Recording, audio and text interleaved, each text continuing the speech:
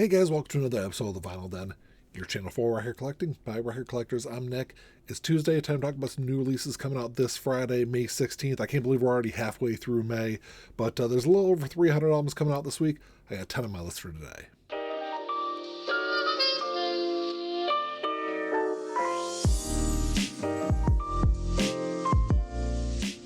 There's a bunch of links down below. You got links for the Vinyl Den Facebook group, for the merch page, for the Spotify and Apple Music playlist that I put together every week, and the Patreon page. So make sure you check all that out.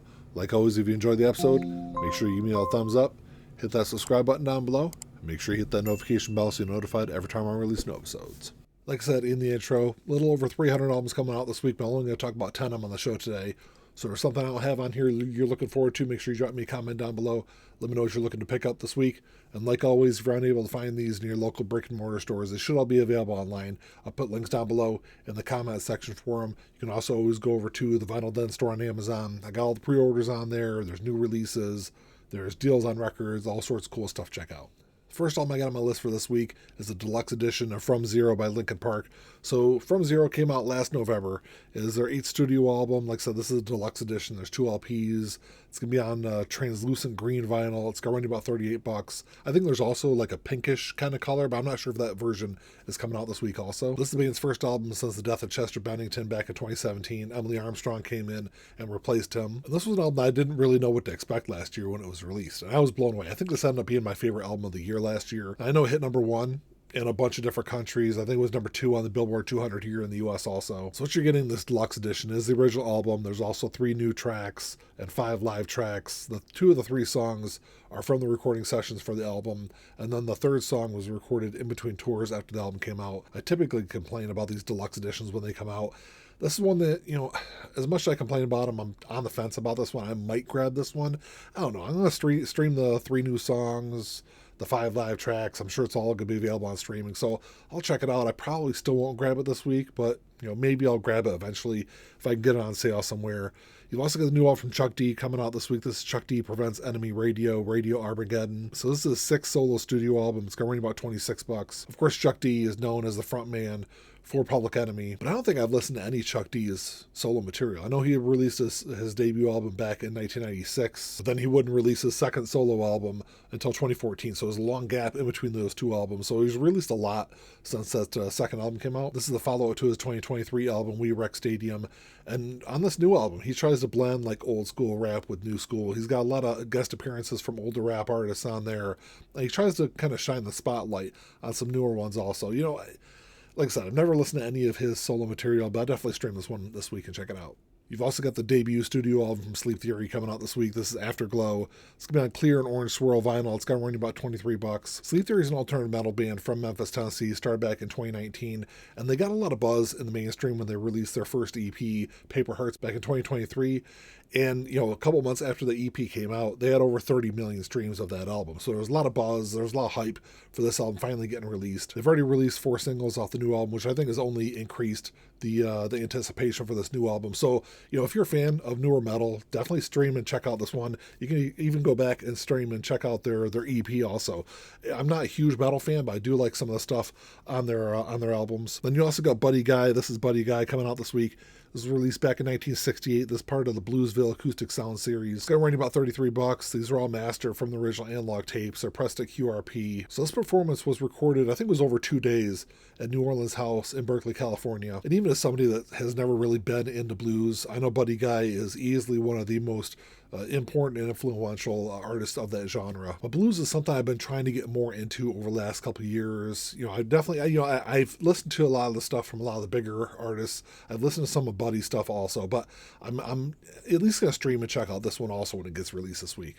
There's also a couple of Australian-only releases coming out this week from AC/DC. The first one was High Voltage, came out in 1975. This was their debut studio album. It's going to run about $25. So the original version of this album was only ever released in Australia. A year later, in 1976, there'd be an international version of High Voltage that would come out, and that's the version of the album that everyone knows. But the original version of High Voltage only had a couple of songs that were on the international version of it, so it's got a vastly different track listing on there. And if you've never gone back and listened to the Australian version of this album, you might be a little surprised by it. It's not AC/DC after High Voltage, in like 76, 77, their music definitely changed. They became more like the straightforward rock band that they were. But the original version of High Voltage is a little more experimental. I know a lot of people have been looking forward to this release because it's been so hard to find for so long. So you got that coming out this week. Then you've also got TNT, which came out in 1975. This is their second studio album. It's also going to run you about $25. This is also an Australian-only release. But TNT was the only album from AC/DC that never got an international version. But I think it was 7 of the 9 songs would end up on the international version of High Voltage. So the international version of High Voltage is basically a compilation of those first 2 Australian albums. I think the reason so many songs from TNT ended up on the international version of High Voltage is because of how experimental some of that stuff was on High Voltage, the first original version of that. Because I think it was with TNT where they really kind of found their sound and kind of found their direction as a band. But, it's one, like I said, both these 2 releases I know a lot of people have been looking forward to. There's a couple of releases coming out this week. They're part of the Blue Note Classic series, which, I rave about this series all the time because they're affordable. For great sounding jazz albums, they're going to run you both about $28. And the first album is part of a trio of albums that I've long considered one of the greatest set of 3 albums in jazz music history. But the first one was Hank Mobley, Roll Call. So this came out back in 1961. Like I said, Blue Note Classic Series stuff. They're always mastered by Kevin Gray. From the original analog tapes, they're pressed at optimal. It's going to run you about $28. So Roll Call was released about a year after Hank released one of the greatest jazz albums of all time with Soul Station. And Roll Call features almost an exact lineup of what he had on that first album. Because you got Wynton Kelly on here, Paul Chambers, Art Blakey, all of them were on Soul Station. Plus we also have the incredible Freddie Hubbard on here also. Like I said, Roll Call is the middle child of this trio. Because you got Soul Station, you got Roll Call, and then you got Workout. All 3 of those albums, if you're a jazz fan and you don't have those, I mean, they're at this point, I think they're kind of standards for a jazz collection. And the incredible thing about those 3 albums is he recorded all 3 of them in a 13-month span. So it's one I'm absolutely going to pick up this week because I've got the other 2 albums from that trio, but I don't have a Roll Call yet. So I'm definitely going to grab a copy of that this week. Then you also got Stanley Turrentine Lookout coming out this week. This was released back in 1960. All the same stuff. Blue Note Classic Series, mastered by Kevin Gray, pressed at optimal. It's going to run about $28. So if you ever listen to any of Stanley's music, Stanley has always been more like a soul jazz kind of musician. But Lookout is more like a straightforward standard bop album from him. And Stanley absolutely shines on this album. And this was his first album as a band leader. It ended up being, I think, his best album overall. And the album would be eventually reissued in 1969 as the Soul of Stanley Turrentine. It's got a great lineup on this one also. You got Horace Parlan on here, George Tucker, Al Harewood. It's another great jazz release. It's probably another one I'm going to grab this week. There's also a reissue of the self-titled debut album from Good Charlotte coming out this week.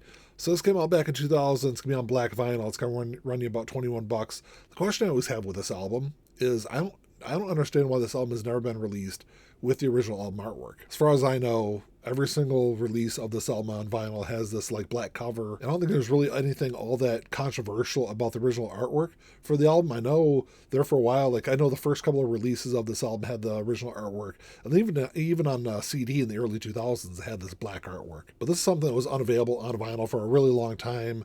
Original pressings of this album would go for, well over $100. And then 2023 is reissued by Urban Outfitters on, I think it was on blue vinyl, getting a black version. This is like the standard black release of it this week. This is an album that I've long considered one of the best pop punk albums of the 2000s. I actually saw Good Charlotte after this album came out. It was actually shortly after this album came out. I saw them open for MXPX in Detroit. Had never heard of them before, had never heard a song from them before, and was just absolutely blown away by their set. I remember at one point turning to my wife and said, these guys are going to be huge, and they end up, dominating punk music for the next couple of years. As much as I love some of the other stuff that they released throughout their career, I don't think they were ever really able to recapture the magic they had on that first album. So, I've already got a copy of that, so I need to grab a copy of that this week.